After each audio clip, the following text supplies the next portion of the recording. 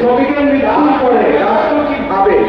রাষ্ট্র ভাবে যে আসলে তার একটা বুলেট বেঁচে গেল, সে আর গুলি করে মারতে পারবে না, ওই শ্রমিকটা ক্ষুধায় পড়ে গেল। আমাদের ভাবতে হবে যে আমরা কিসে করবো। হয় ক্ষুধা আমাদের যারা মারে, যারা আমাদের পেটের ভাত দেয় না, যারা আমাদের মজুরি দেয় না, তাদের বিরুদ্ধে প্রয়োজনে গুলি খেয়ে হইলে আমাদের লড়তে হবে।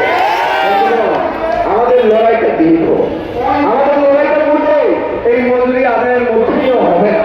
আমাদের লড়াইটা আজকে যারা আমরা বসছি, আমরা জানি ওই উপরতলার এসি রুমে বসে যারা মিটিং করে তারা আমাদের দাবি মানবে না, আমাদের মজুরি দিবে না।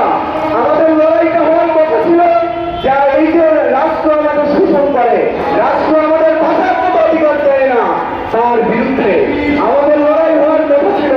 ওই কারখানা মালিক, ওই বাটপার যে আসলে সরকারের কাছ থেকে একের পর এক ইনসেন্টিভ নেয়, ওই কারখানা মালিক যারা কর্পোরেট ট্যাক্স বাকি দিয়ে, যারা কর্পোরেট ট্যাক্স দেবে 40%, সরকার টাকা দেয় 12%, ওই কারখানা মালিকের কোটি কোটি টাকার যে মুনাফা তার অংশীদার হওয়ার কথা ছিল। আমাদের হওয়ার কথা ছিল মালিকানার প্রশ্ন, আমাদের পাওয়ার কথা ছিল মানুষের মতো বাঁচার প্রশ্ন।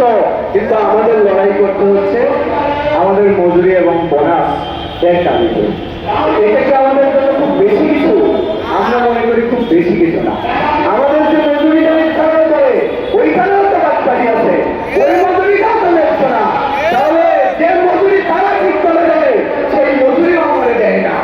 আমরা বলতে চাই যে রাষ্ট্র, যে শাসক, যে সরকার এবং যে মালিক যারা আমাদের প্রতি মুহূর্তে শুষে নেয়, আমাদের লুটপাট করে, তারপরে যে শ্রমিকরা নাকি কাজ করে না, শ্রমিকরা নাকি আন্দোলন করে, কারখানা লোকসান করে।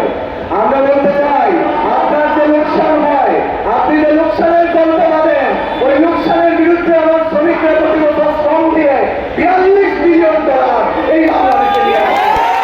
আমার শ্রমিক $42 বিলিয়ন মানে তুমি মালিক, তুমি সরকার, তুমি আমার পায়ের নিচে থাকার কথা, তুমি আমার থেকে গুলি চালাও। ওই দিন সেনাবাহিনীর একটা বলেছেন 7 মিনিট সময় দিলাম, বললেন 7 মিনিটের মধ্যে শ্রমিকরা সরে যেতে হবে। শ্রম নিয়মে দেখবে যে শ্রমিকরা যদি থাকে উনি অ্যাকশন নিবে। আমরা বলতে চাই ওই 7 মিনিট আপনি দিলেন কিন্তু আমার শ্রমিকের বেতন দিলেন না। আমরা বলতে চাই আপনি যে 7 মিনিটের ফল দেখান, আপনাকে 7 জন্য বন্ধুগণ, বাংলাদেশের গার্মেন্টস হইল সারা দুনিয়ার মধ্যে সবচেয়ে বড় নির্মম একটা কারাদণ্ড। আমরা সেই কারাদণ্ড, সেই কারাগারে শেকল ভেঙে দিতে চাই। আমরা বলতে চাই যারা আমাদের বিরুদ্ধে, আমাদের উপরে গুলি চালায়, আমরা সেটাকে ভয় পাই না।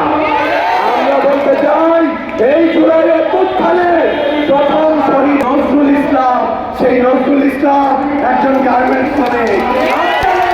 যারা ওই এসিউয়ে লুকিয়েছিলেন, যারা এমবেসিতে দৌড়াইলেন, তারা এই অভ্যুত্থান আনেন নাই, আপনাদের বাপ আনে নাই। আমার শ্রমিক, আমার দেশের জনতা এই অভ্যুত্থান এনেছে। আমরা, তার মালিক আমরা। আপনারা যারা লুট করে নেন, আপনাদের লাঠি মেরে ফেলার সময় আমাদের হাতে আছে। আমরা মোটেই ভিক্ষা চাইতে আসি নাই, আমরা মোটেই এই মালিকের দয়া অনুগ্রহ নিতে আসি নাই। ওই শ্রমভবনে কিংবা ওই সরকারি দপ্তরে আজকে যারা মিটিং করেন, আমরা বলতে চাই আমাদের ন্যায্য পাওনা যদি না দেন, আপনাদের ওই এসি রুম আর থাকবে না। আমরা বলতে চাই আপনারা যারা আমাদের রক্ত শুষে নেন, আমরা আপনাদের ভয় পাই না। ভয় না খেয়ে মরবো, এমনিতেই না খেয়ে মরবো, তার চেয়ে গুলি খায় মরা ভালো। আমার বক্তব্য দীর্ঘায়িত করবো না।